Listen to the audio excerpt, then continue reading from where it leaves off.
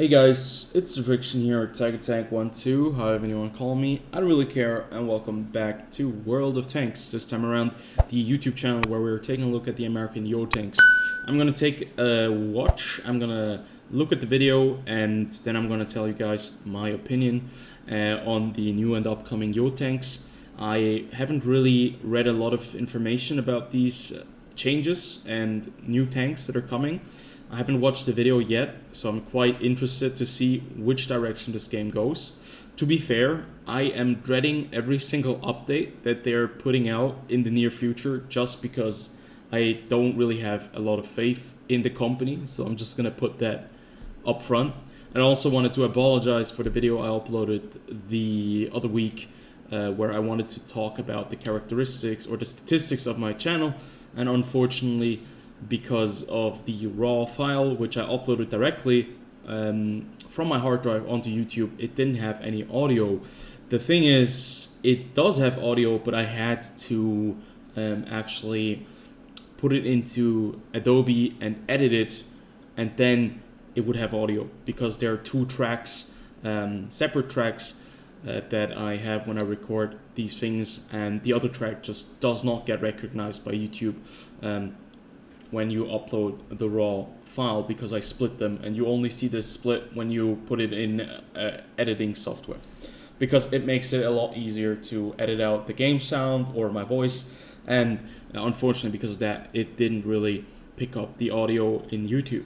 But either way, it's not too important. We can make another video like that in the near future, but let's get on with the American Yo tanks. I'm going to be stopping this video occasionally just to put a little bit of input into there, so you guys know what I think.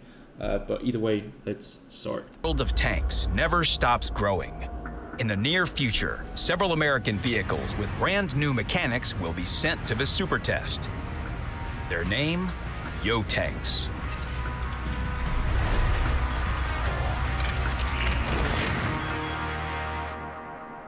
In the 1950s, the American H.L. Yo Company introduced tank concepts with non-standard configurations. Each project had rather unusual shapes. One of the main features of the vehicles was a reserve track that could be used if the main one was destroyed. That looked like the AE Phase 1 right there.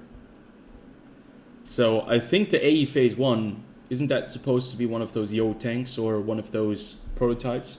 But like, looking at the designs right here, it looks quite interesting. Turrets very narrow. They were never produced, but each tank was quite feasible, at least as a prototype. It was only a matter of time until such extraordinary vehicles appeared in World of Tanks, and they will be sent for testing very soon. The transition to new vehicles will start from the T1 Heavy. Okay, so that is quite interesting to see. So there is going to be an entire new heavy tank line starting from tier 6. I expected it to go from tier 8, like most of the new lines that come into the game, because they're lacking kind of the vehicles for tier 6, 5, and 7. But it looks like they're going to be in total of 6 new tanks, a complete new line for the heavy tanks. And if you want to grind for that already, you can start with the T1 Heavy. I don't think that's going to be changing anytime soon. It's going to go over to the Parlack Tank. Then it's going to be the M2Y, the M3Y, the M4Y, and then the M5Y or V, or I don't know. I think it's just the Roman numerals, and yeah. So Heavy that's going tank. to be quite interesting. Overall, the developers plan to add 5 researchable vehicles and of course one Tier Tier 8 premium tank. The first among the newcomers is the Parlack Tank. This is a transitional Tier 6 vehicle with no unique mechanics. It looks However, horrible. the tank boasts a unique appearance, and it already gives you a taste of the whole It looks so branch. bad. It's sort of a mix between a Oh god, look at that tank. It looks like a Chaffee turret that was strapped onto some kind of a weird British tank, and they had this hybrid of a terrible thing. But you can see that it's very well rounded all over the place. It's a tier 6, and the gun seems to be like a 76mm gun. looks quite interesting, but you know what, let's continue. Classic heavy tank and a medium tank. It also packs a fast-firing 90mm gun with good That's a elevation 90mm and gun. depression angles. The M2Y awaits you at Tier 7. God. The first tank in the branch with It's the new huge. reserve tracks mechanic. It's similar to massive. the M48 in appearance, but it incorporates many original design ideas. An unusual hasn't been crew fully, placement meant the front of the rendered turret yet. could be narrowed, thus improving its protection. Okay, so what I think is really interesting is that it has these characteristics of American tank design of, I think, the end of World War II and beginning of Cold War, where the hull is actually like rounded and the turret is also very rounded, so you don't have these edges. And then you also have the cupola on top, which we have seen in real life on M60 tanks and M48s. And I think that's a very interesting design choice. You can already see how the turret is narrowing, and it already seems to be a very difficult tank to penetrate from the front if you are in a hull down position, except for the big weak spot that I hope is a weak spot with the machine gun port on top. The following tanks developed this idea. Tier 8, the M3Y. That looks like the Italian tank on steroids with a bigger turret. Here, the experimental engineering is even more obvious. The frontal projection of the turret is small thanks to its elongated shape. The front hull design resembles the T-110E5. Yeah. The armor is solid.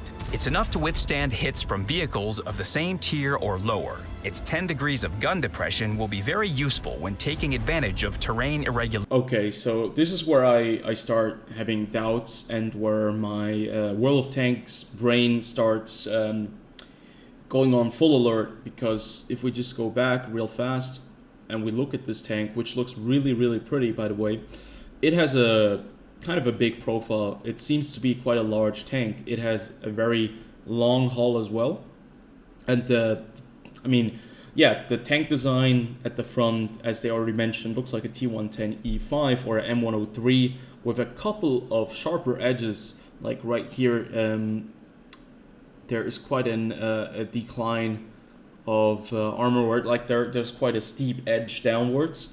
But the thing is, the turret is massive, so if we look at it, like the turret has a huge profile from the sides, which I think is Here, a good thing, the probably. Experimental engineering is even more obvious. But I want to The see the frontal tank projection from front. Okay, so this is the front of the vehicle.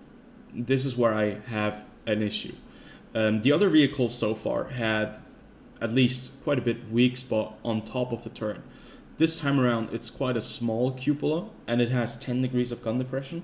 So it's another hull down tank that we're getting in the game. I think the entire line of these vehicles is completely hull down. And if they don't add any weak spots on top, basically we're once again going into a complete heat spam shitfest that I really do not want to go into any deeper than we are already at.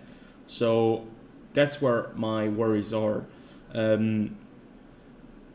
Because if this tank goes hull down, I know the angles, as you can see right here, the turret actually is, it's like it grows together at the front and it becomes like narrow. It still maybe might be a weak spot, so if you're below it, you can hit it right here and there and might pen it, but I don't think that's going to be the case. This tank already has the feeling of a very well-rounded turret that is very difficult to penetrate if it's right in front of you and in a hull down position. The turret is small thanks to its elongated shape. The front hull design resembles the T-110E5. The Tier 9 tank, the M6Y, iterates on the ideas of its predecessors. I hate Your it attention already. is I immediately hate the drawn to look. the elongated shape of the oscillating turret. It has additional features in the form of two Okay, so here we have two cupolas that look quite prominent. cupolas that will definitely attract enemy shells. On the other hand, its turret and hull armoring is more than adequate. So the lower plate is, like, basically the hull armor doesn't really exist anymore. There is, like, the upper plate, which is really, really small, and the lower plate, which is even smaller than the upper plate, which might be a weak spot, but since we know it's like the T110E5, it's going to be a bit weird. You're going to bounce certain rounds, but you can see where the tracks actually combine or connect to the chassis of the tank. That might be a weak spot right there. But the cupolas, at least they look quite presentable, like they're quite large. If they are the weak spots, and maybe down here, that is not protected by the upper plate, that could be a weak spot as well. This tank could be balanced, but everything here, the gun mantlet, I don't think that this is going to be very easy to penetrate. I think that's going to be quite heavily armored. The question is, how can you take on this vehicle from the front? I think from the side there's going to be quite a few options, because it's like a long tube where you can actually hit it quite nicely. But I think what's really important are the weak spots, that it has weak spots on top of the tank, and they need to be highlighted, because it doesn't matter if it's tier 9, tier 10, we need to have weak spots at that tier as well. It's very important. In terms of appearance and gameplay, the M6Y is almost a top-tier vehicle. But we all understand what this is all about. Tier 10, the M5Y. A living example of what can happen when you ask too many what-ifs. The narrow, elongated turret conceals many surprises. Its armor is adequate, but not particularly impressive. But here's what's important.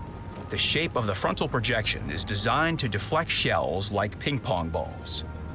And it's quite hard to hit such a narrow turret, even from medium range. The M5Y also has something with which to respond. Its 120mm gun with great elevation depression angles means it can hold its own against many opponents one-on-one. The top-tier Yo that crests over a hill. Okay, I've seen the memes of this. A lot of people have been memeing exactly this picture in the World of Tanks Reddit. And to be fair, like, this doesn't seem to be World of Tanks for me anymore. to be completely fair, I know that they actually did work on these kind of vehicles. Like, they had drawings and they had plans and whatever and whatnot. But it seems to be really weird. This seems to be like on another step weird, like alien tanks. And I'm not really sure how I feel towards these vehicles, because I don't even know. It looks really weird. The turret is basically mounted on top of like two stilts, and it's combined, and there is like a little connection right there where they showed a picture on where like one crew member is supposed to pass ammunition into the top. Obviously it's a very long kind of turret that from the side you probably can take on quite nicely, and like it's a big target. But from the front, the question is, are we going to be able to take this tank on? So you have a weak spot, which is the cupola on top. If the cupola is anything like the AE Phase 1, it's going to be quite difficult to be successful in taking on that cupola. And also the machine gun being a bit in the way. I would have liked if the machine gun pointed upwards or something like that. But yeah, I'm not really sure how this is going to pan out, because we really need to know about the weak spots on a tank like this. If it doesn't have, like, if he just angles his turret upwards after he fired and you cannot penetrate anything below there, are we going to be able to take this tank on if it's in a hull down position? I'm not sure, and I don't really know what to think of this. Hill looks a bit like who knows what. Seems like that's its character. And we haven't even talked about the reserve tracks yet, but that's for later. First, the Tier 8 premium tank. Ah, yeah, of course. Considering the appearance of its researchable brethren, the M4Y actually looks a bit too normal. But this first impression is misleading. The premium is just as non-conformist as the other Yo tanks. Its hull resembles that of the T110E5 with good armor and a distinctive skirt, so but the turret is something else. First, it's cylindrical, which is not uncharacteristic of American vehicles. Okay. Because of that, the turret is protected equally in the frontal projection, even if you rotate it a little to the... So that's quite interesting. The turret is going to be protected frontally, like equally well at every angle. Because it has this, I don't even know, it looks like a shield or whatever it is. Lower plate is penetratable. The upper plate, they're painting in orange, which I think means maybe if you fire premium shells, and the turret is a very hard target. But at least the side. it does have a big cupola on top. That's what I like. I'm not gonna buy this tank. I might grind it if it comes out in a marathon. I can't imagine that they put this into a marathon or something like that. But I'm not gonna grind it, or I'm not gonna buy it. And I want to know how to engage this thing. If it has a huge cupola, at least I know there's a big weak spot. That reminds me a bit of the Renegade, and I can live with the Renegade, at least. I've got the Renegade myself, but I can live with taking on the Renegade as well. Secondly, it's framed by a rather thick shield, and despite what you may think, it's not a screen.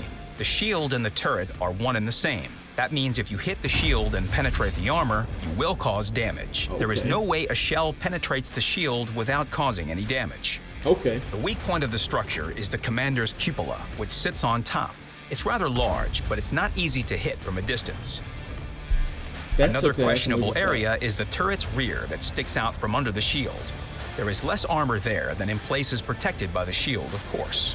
Since the turret oscillates independently from the shield, there is a notch under the gun. This is a potential weak point, as there is less armor here than on the main part of the turret. But this small drawback is easily outweighed by the vehicle's advantages.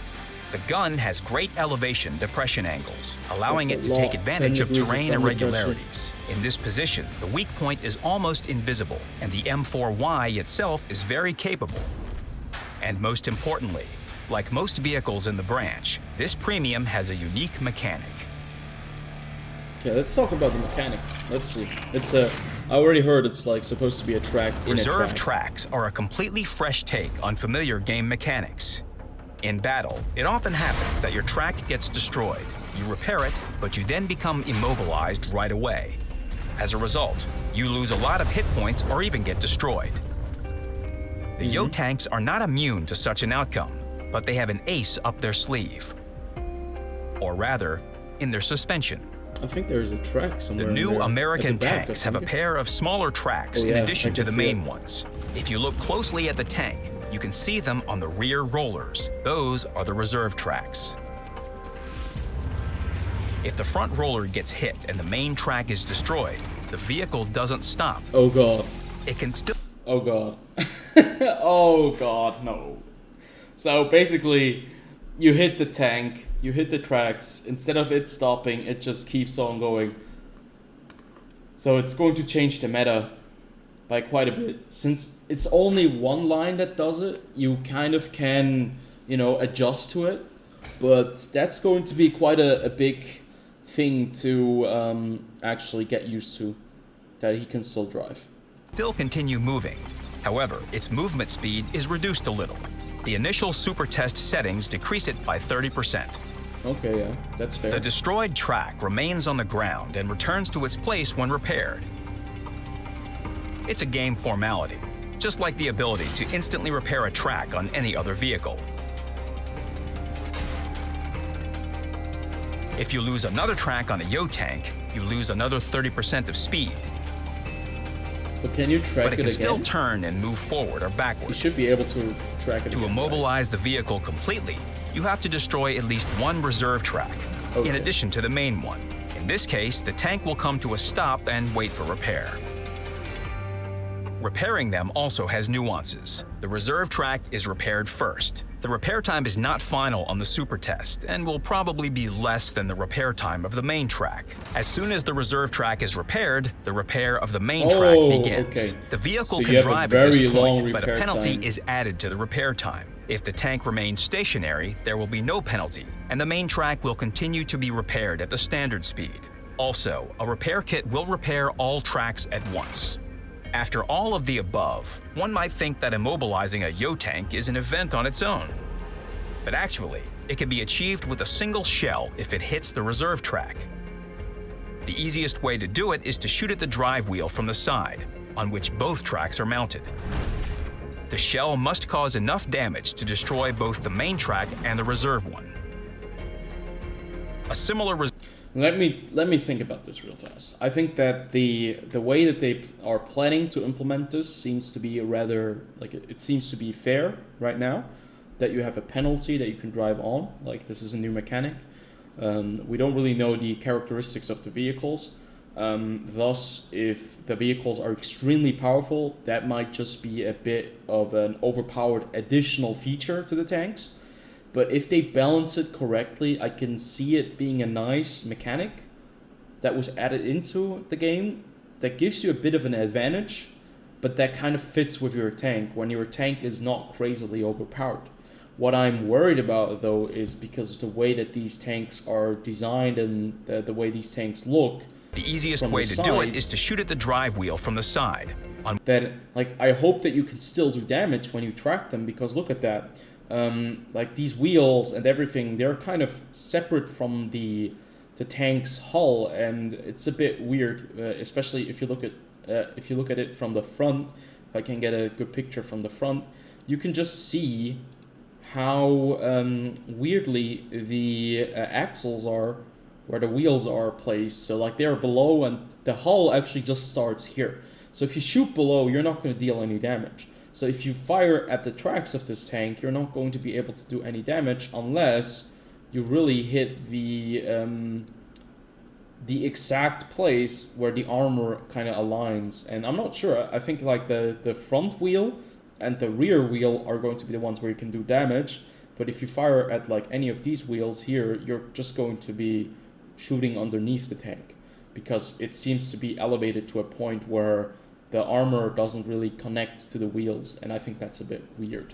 I'm not really a big fan of that, but we'll have to see. So let's continue on with the video. Similar result can be achieved with a precise shot at the idler of the main track, with a subsequent hit to the reserve track. Also, don't forget that splash damage from an artillery HE shell can destroy both tracks without hitting the tank directly. Players should take this into account and try to hide the weak point. Reserve tracks will potentially save... Yeah. This scenario right here, right? That is something that has happened so often in this game. Like, when you've played, like, you're side scraping and you're playing with certain tanks, and you just kind of permatrack them in a position, and you're able to do quite a bit of damage, or allow your team to do quite a bit of damage. Now, because you have this tank, you just fire at the tracks, it absorbs or it gets destroyed, but there's still another track in there. So basically, this entire meta is going to change, where players with side scraping will be really careful when they face these tanks, that they won't even fire at the tracks, and it's just going to be a stare down to see who fires first. The Yo tank kind of like, it's going to have like a lot of cards in its hands in this situation, and I'm not really sure if that's something that I like. I think that's quite powerful. That's a very powerful thing to have if you think about it, because that's a situation that you are faced in, you face quite a lot of times in this game. But let's move on. Try to hide the weak point. Reserve tracks will potentially save you if the enemy decides to focus fire on your suspension. The ability to roll back behind a rock or a corner of a building when your track is destroyed gives you an extra chance to save yourself. At this point, some viewers might be thinking they can leave the repair kit in the garage. And that's not such a crazy thought. With a reserve track, you always have room for error. Yes, you can lose a track, even two. What's the difference if you have two more? However, you shouldn't rush to conclusions about the repair kit. At the very least, it repairs other important vehicle modules, a useful thing. Crew skills, equipment, consumables, and directives that affect repair time of other modules also improve the repair time of both tracks. And to make it easier to follow, all vehicles now have a new characteristic: suspension repair time. The Yo tanks will have two values, one for the reserve track and one for the main one. When hovering the cursor, you will see what affects this parameter and how. We talked about the principles behind the reserve tracks, but there are still many questions regarding balance. Which track should be repaired faster, the reserve or the main one? What should be the speed penalty? Is 30% too much or too little? How much should the main track repair be slowed down upon movement? Only the super test will give us the answers. We will test different ways to implement the mechanics, and we will start with the premium vehicle. Then the settings will affect the Tier 10 vehicle, and after that, the remainder of the branch. The Yo tanks are completely unique vehicles that will become a full-fledged part of World of Tanks in the future. Make sure you follow the news. After the super test, there will be more information about the American heavies that we can't wait to share with you. Good luck on the battlefield.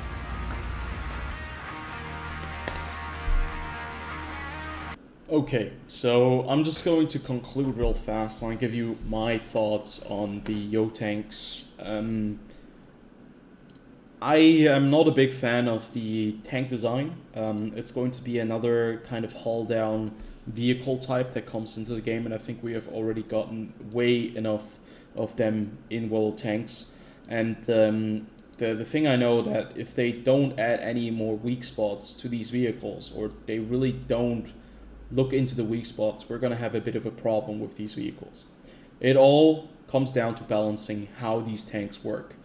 Because with the new mechanic, they have quite an ace up their sleeve where they can really be quite combat effective, where other tanks just always have the same issue that once their track is gone, they are immobile, they can't do anything.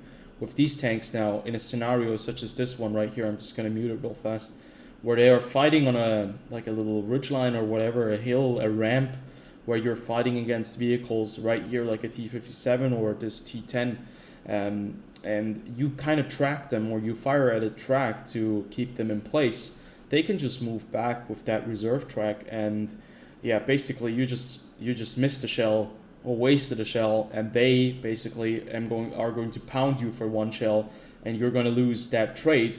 So you're going to have to be really careful with where you're firing, because you don't want to hit the tracks. Like, if you track them, do you still do damage? Like, if you hit the track at the front, is that still going to cause damage right there? Even though he's not tracked?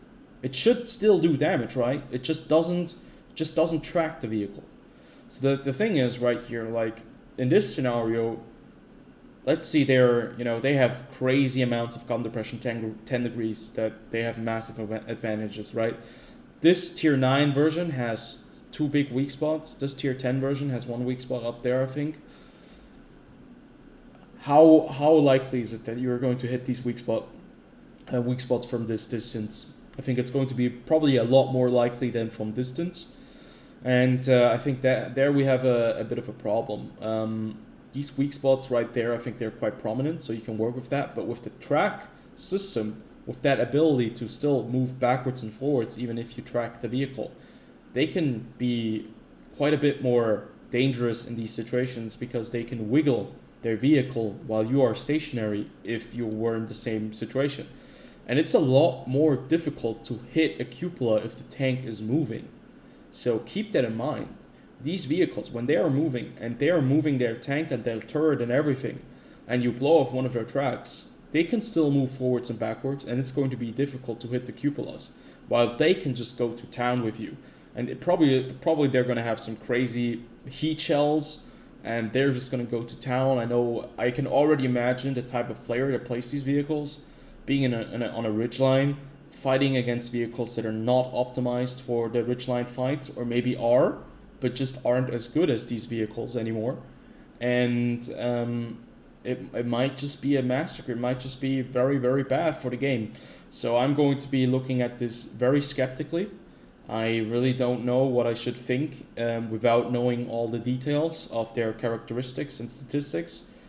But yeah, to be fair, I don't have a lot of faith in World of Tanks and Wargaming to balance things right, because recent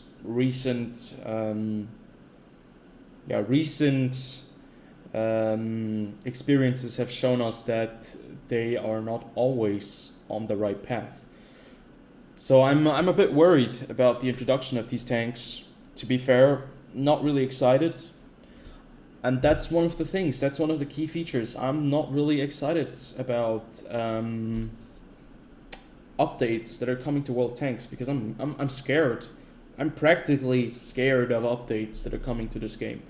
There are a lot of changes where I'm scared of that they might have quite a aggressive and bad impact on the game and its economy and everything.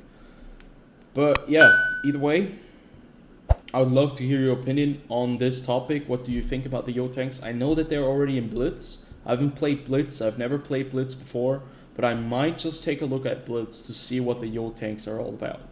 So until then, have a good one, and tell me in the comment section what you think about the Yo tanks.